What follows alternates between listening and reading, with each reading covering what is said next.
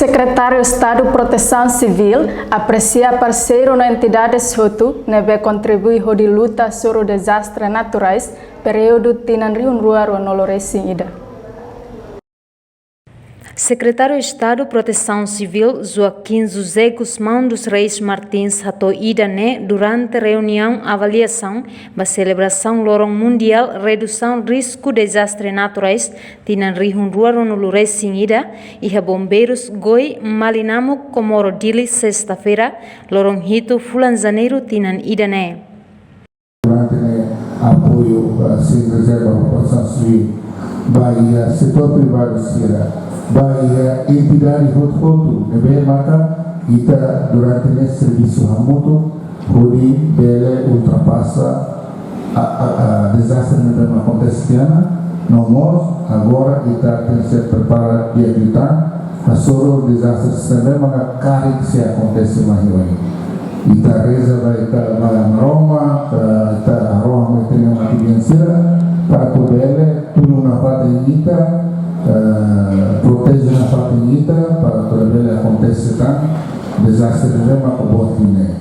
Mas de desastre mesmo acontece também ita nya hal rasik.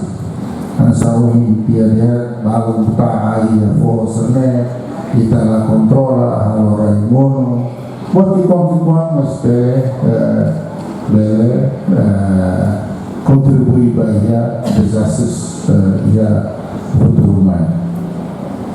Coordenação entre linhas ministeriais mais importante deles e Fátima Almeida precisa intervenção os linhas ministeriais sérios e precisa ter contato conosco, ter cooperação parceira.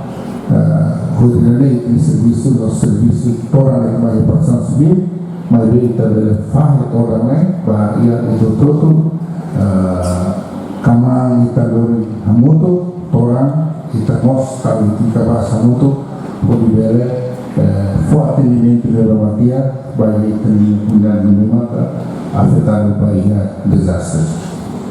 Durante a reunião avaliação direção relevante Siramos apresenta sucesso no desafios Hutu durante a luta para desastres naturais.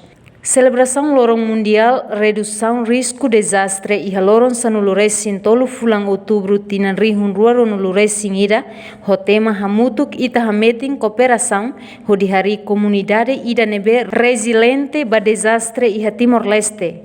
Halau Lihusi Ministério Interior, hamutu com o Secretário de Estado de Proteção Civil, Direção-Geral de Proteção Civil, no Direção Nacional Risco Desastre. Secretário de Estado de Proteção Civil Joaquim José Guzmão dos Reis Martins espera para futuro colaboração entre parceiros no entidades se metem lutando onde continua a luta sobre desastres naturais nebe musu o tempo indeterminado. Reportagem da Azaveira Dirce da Cruz Televisão Timor-Post.